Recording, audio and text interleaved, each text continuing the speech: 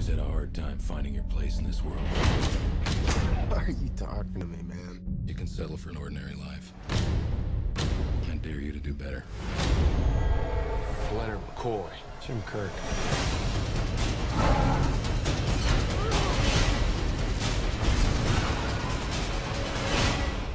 So, what was your favourite thing about playing Bones? My favourite thing about playing the character of Bones was getting to be cranky and cantankerous and just generally pissed off. That was a lot of fun.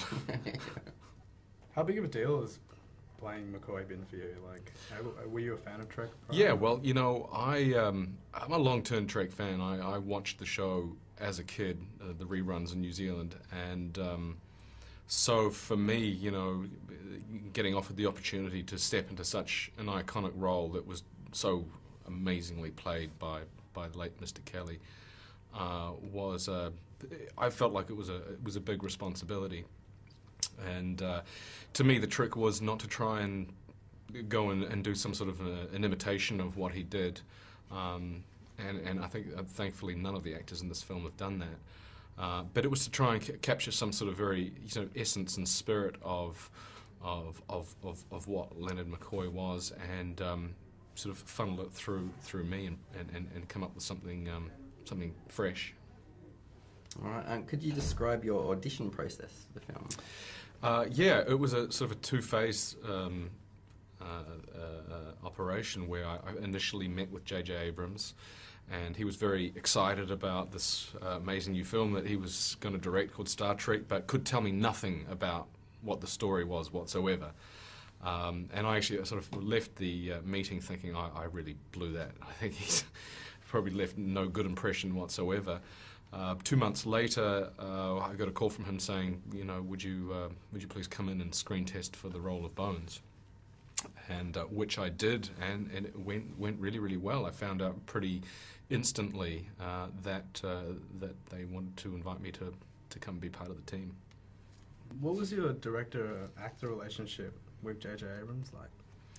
It's good. You know, J.J. is a really extraordinary director. He reminded me a lot of working with Peter Jackson. He's one of those directors who has just all these elements of filmmaking at his disposal. And not only the technical stuff, which he knows so well, and he's got the most in-depth knowledge of film in general, but he's just got this really amazing ability to be able to break everything down to the human level and just the moment-to-moment beats of those characters, which is really smart, because I think without that you're going to have a special effects-laden film with no heart, and nobody's going to care about that. And so we're very, very sort of blessed to have someone like JJ who has an acute sort of eye on character and character development, and in my opinion, I think that's a real strength of this film. Awesome. Are you prepared for a life of Trekkie worship and sci-fi conventions? Am I prepared for life? You know what? I haven't even really had an opportunity to digest that or process it. You know, we've just been so concentrated on making this film and getting it out there. We're in the process of handing something that we really love out to the world. It's not our film anymore. It's now their film. It's now your film, and we all just hope that the film is embraced and appreciated and loved as much as sort of we had you know, that sort of experience making it. I think that's pretty much going to be a certainty after last night. I hope so. You guys were there? You enjoyed it? Yeah, Yeah, I loved Fantastic. it. Yeah. Looked good. So, can you talk a little bit about your early days as an actor, and what advice would you give to aspiring actors out there today? What advice would I give to an aspiring actor is just simply just go for it. It's not an easy profession, and you know, you're going to spend a fair amount of the time unemployed, but I think that the most important thing that you can do is invest in your craft, you know. So when you're not working, pay to work, take lessons, and it doesn't matter whether if it's acting or you're into directing or writing or whatever vocation.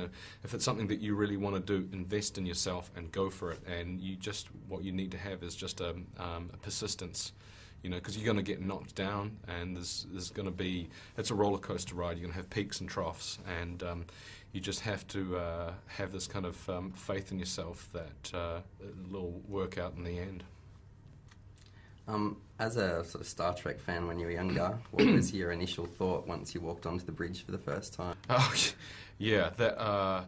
Well, it was interesting. The first time I walked onto the bridge was with Chris Pine, and they hadn't finished it yet. It was literally a plywood set. There were no plasmas, no paint, nothing. It was just a shell. The next time we walked onto it, I was blown away. I've just never seen so many. I mean, the plasma screens, the graphics that were constantly changing, evolving. You know, just a million buttons that you just wanted to go and push every single one just to see if it did anything. I mean, you walked onto that bridge and you really got a sense that the set could fly. You know. So you're cast as Bones, and then what's your approach then? Once you know you've got the role. What's my approach? It's a good question. It was really just a process of reading the script over and over again, and I think we were really, really lucky that we had such amazing writers on this in the form of Robert Orkey and Alex Kurtzman. They really, I think, researched this and did an incredible amount of work on tracking down everything associated with Trek, not just looking at the archive of all of the 3 series, but then also, consulting with the fans and saying, well, what would you like to see in a Trek film, and what's important to you? And I really believe that what they have created is so in the spirit of what Gene Roddenberry originally created back in the 60s. And now we're all just, we're hoping that, that this film finds an audience that cherishes and loves the film and enjoys it as much as we enjoyed making it. Will you be reprising your role for future Trek films, and where would you like to see your character go from here? Oh, well, absolutely. I wouldn't hesitate. I mean, this is such a really wonderful group of people to work with. If this film, Touchwood, is successful and finds an audience and is appreciated, then we will get the opportunity to explore new territory, and that's exciting. I'm really looking forward to that. And just finally, about 10 years ago, you said that Blade Runner was your favourite film, and that you always wanted to do science fiction. Now that you've done a few, how do you feel? Is there anything that you want to go into now? In terms of what, different genres, or I don't know. Maybe is there anything you're chasing, sort of thing? Or?